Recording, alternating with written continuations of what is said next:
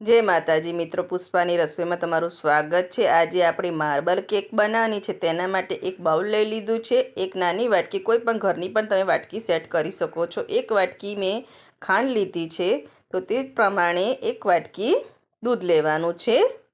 દૂધને ઉસેકું ગરમ લેવાનું છે। તેને એડ કરીને આપણે ખાંડને ઓગાળી લઈશું। બજારમાં મળતી મોંઘી માર્બલ કેક આજે આપણે ઘરના જ સામગ્રીથી બનાવવાની છે। પહેલાં આપણે ખાંડને દૂધમાં ઓગાળી લઈશું। સરસ ઓગળી જવા આવી છે ખાંડ સરસ। હવે 4 ચમચી જેટલું આપણે તેલ લઈ લઈશું। તેલ ફ્લેવરવાળું ના હોવું જોઈએ। 4 ચમચી તેલ લઈને તેને પણ મિક્સ કરી લઈશું। મિક્સ થઈ ગયું છે સરસ। હવે આપણે દહીં નથી લેવાનું, એટલે આપણે વિનેગર લઈશું। 1 ચમચી જેટલું વિનેગર એડ કરી દઈશું। આપણે દહીં એડ કર્યા વગર આજે માર્બલ કેક બનાવવાની છે। મિક્સ કરી લેવાનું છે પહેલાં સરસ। ને 1/2 ચમચી જેટલું વેનીલા એસેન્સ લઈશું। 4 થી 5 ટીપા જેટલું વેનીલા એસેન્સ લઈ લેવાનું છે। તેને પણ આપણે મિક્સ કરી લઈશું।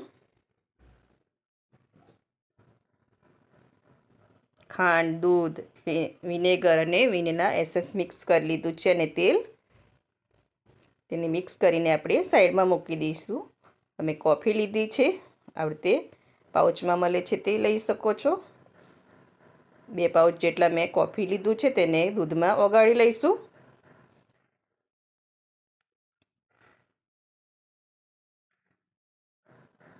દૂધમાં સરસ કોફી ઓગાળી લીધી છે। ઓગાળીને તેને સાઈડમાં મૂકી દઈશું આપણે। એક પણ કણી ના રહે તે સરસ મિક્સ કરી લેવાની છે ને ઓગાળી લેવાની છે દૂધમાં જ। ઓગળીને ગઈ છે, હવે તેને સાઈડમાં મૂકી દઈશું। અને ખાંડવાળું મિક્સર લઈ લઈશું આપણે।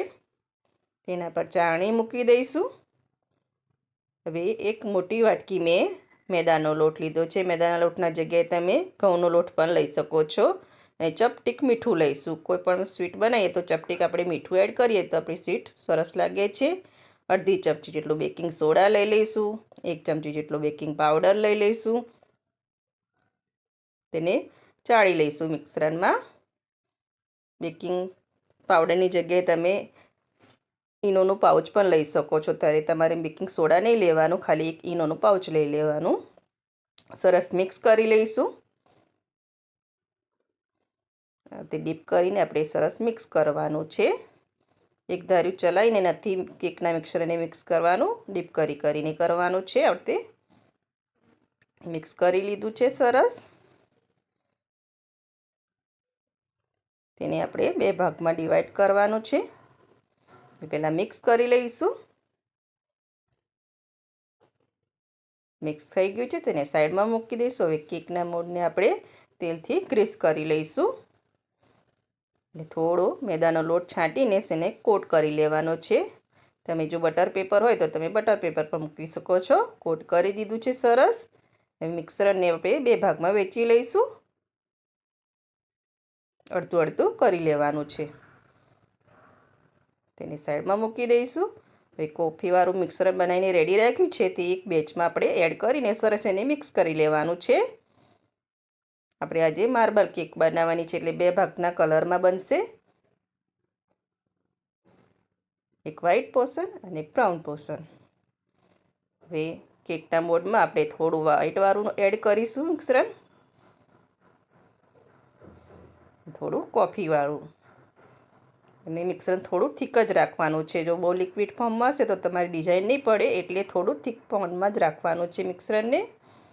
થોડું બેચ આપણે એડ કરીશું એક પછી વ્હાઈટ, બ્રાઉન અને વ્હાઈટ, એવી રીતે જેટલા લેયર બને એટલા તમારે બનાવવાના છે। જો આ રીતે એક લેયર બનાવીશું।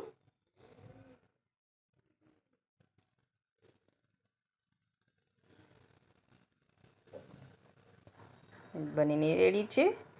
હવે એક સ્ટીક લઈ લઈશું। સ્ટીકથી આપણે એની ડિઝાઇન કરીશું। આ રીતે અંદરની સાઈડ ખેંચીને સરસ ડિઝાઇન કરી દેવાની છે।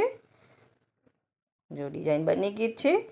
હવે તેને બેક કરવા મૂકીશું. મેં બેકિંગ મીઠું એડ કરીને ગરમ કરી લીધું છે. હવે સ્ટેન્ડ મૂકીને આપણે કેકના મોલ્ડને મૂકીને 30 મિનિટ માટે તેને બેક થવા દઈશું. એકદમ ધીમી આંચ ઉપર 30 મિનિટ થવા દઈશું. 30 મિનિટ થઈ ગઈ છે. ચેક કરી લઈશું. આપણી માર્બલ કેક રેડી થઈ ગઈ છે. ટીપ નાખીને ચેક કરી લેવાની છે. એકદમ ક્લીન નીકળી છે. હવે આ કેકના મોલ્ડને બહાર લઈને તેને ઠંડુ થવા દઈશું. પછી તેને સર્વ કરીશું. આપણે ઠંડી થઈ ગઈ છે આપણી કેક સરસ. એને અનમોલ્ડ કરીશું.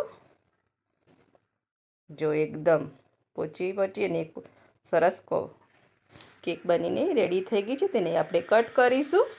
તમને એના અંદરના પણ લેયર બતાવું. ડિઝાઇન કેવી સરસ આવી છે આપણી માર્બલ કેકની. હવે તે કટ કરી લેવાની છે. ઠંડી થાય પછી તેને કટ કરવાની છે. જો હું તમને બતાવું કે અંદર પણ આપણા કેટલા સરસ માર્બલ કેકના ડિઝાઇન આવી છે અને એકદમ પોચી આપણી કેક બનીને રેડી થઈ ગઈ છે. તમે એકવાર જરૂરથી બનાવજો. અને જો તમને મારી આ માર્બલ કેકની રેસીપી ગમતી હોય તો તમે મારા વિડીયોને લાઇક કરજો, સબસ્ક્રાઈબ કરજો અને બેલ આઇકન જરૂર